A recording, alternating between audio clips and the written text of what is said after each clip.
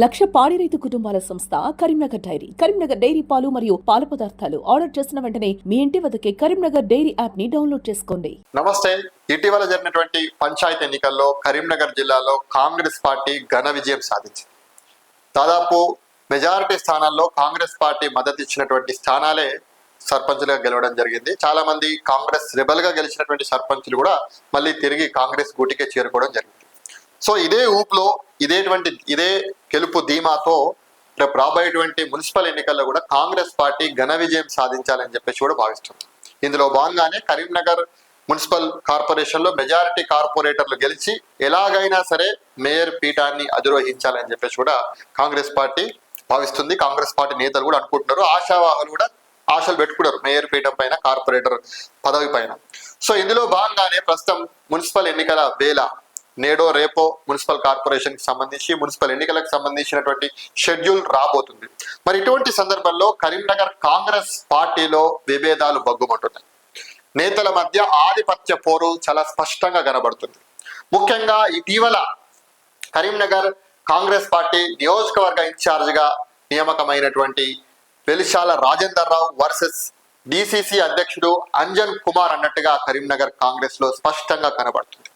దానికి సంబంధించి మనకు ప్రధాన వార్తల్లో కూడా ఈరోజు కనబడుతుంది. అర్బన్ డిసిసి అధ్యక్షుడు వర్సెస్ నియోజకవర్గ ఇన్ఛార్జ్. నగర కాంగ్రెస్ లో ప్రచ్ఛన్న యుద్ధం కాదు, చాలా స్పష్టంగా కనబడుతుంది.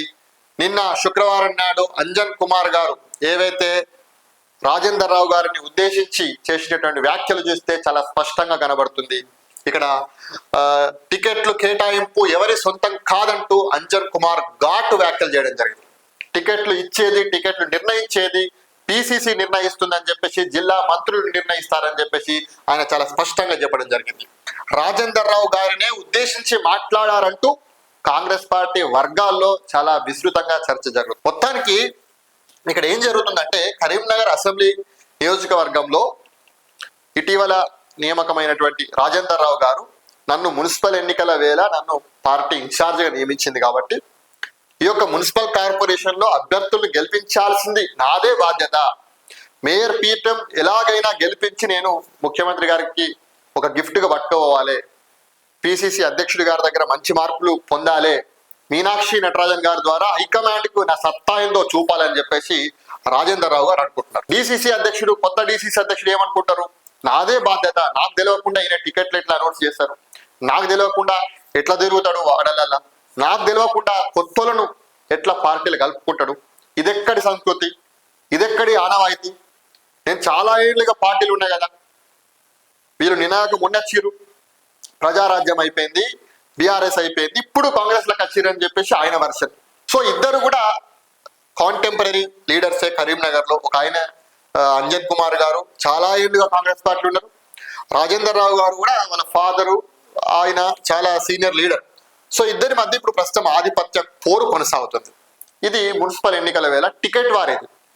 నా వాళ్ళకంటే నా వాళ్ళకి టికెట్లు ఇప్పించుకోవాలి అనేది ఇక్కడ వర్షన్. పాత కాంగ్రెస్ నేతలంతా చాలా ఏళ్ళుగా అధికారంలో ఉన్నా అధికారంలో లేకపోయినా కాంగ్రెస్ పార్టీని అంటిపెట్టుకున్నటువంటి నేతలంతా కూడా ఎవరి వైపు ఉన్నారు? అంజన్ కుమార్ గారి వైపు ఉన్నారు. కొత్తగా బీఆర్ఎస్ పార్టీయో బీజేపీ పార్టీయో లేకపోతే చాలా ఏళ్ళుగా రాజకీయాలు ఉండి ఏమి సాధించని వాళ్ళంతా రాజేందర్ రావు గారి వైపు ఉన్నారు.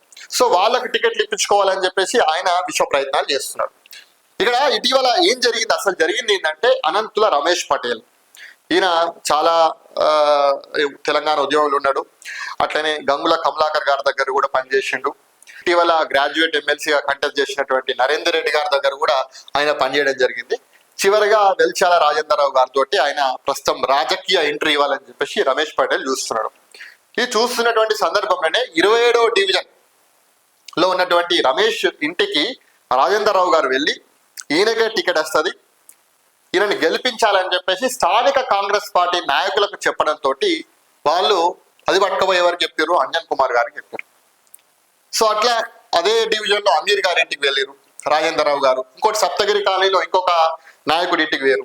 ఇట్లా పోయి ఈయనకే టికెట్ వస్తుంది, ఈయననే గెలిపించాలి అని చెప్పేసి ఆయన నియోజకవర్గంలో కార్పొరేషన్ లో తిరగడంతో పాత కాంగ్రెస్ నేతలంతా పోయి చాలా ఏళ్ళుగా కాంగ్రెస్ పార్టీలో ప్రస్తుతం టికెట్ ఆశిస్తున్నటువంటి వాళ్ళు ఎవరైతే ఉన్నారో వాళ్ళంతా పోయి అంజన్ కుమార్ గారికి చెప్తే అంజన్ కుమార్ గారు ఏం చెప్పారు, పార్టీలో ఇట్లాంటి కల్చర్ ఉండదు, ఎక్కడ పడితే అక్కడ కండువ కప్పడం అనేది, పార్టీ కార్యాలయం ఒకటి ఉంటుంది, ఇందిరా భవన్ అనేది ఒక జిల్లా పార్టీ ఆఫీస్ ఉన్నది, సో అందులోనే ఇటువంటి కార్యక్రమాలు జరగాలి, పార్టీలో ఎవరిని కలుపుకోవాలి ఎవరిని కలుపుకోవద్దు అనేది పార్టీ నిర్ణయం తీసుకుంటది, ఇష్టానుసారంగా పార్టీలో ఎవరిని జాయిన్ చేసుకోవద్దు అని చెప్పేసి అంజన్ కుమార్ గారు నిన్న చెప్పడం జరిగింది.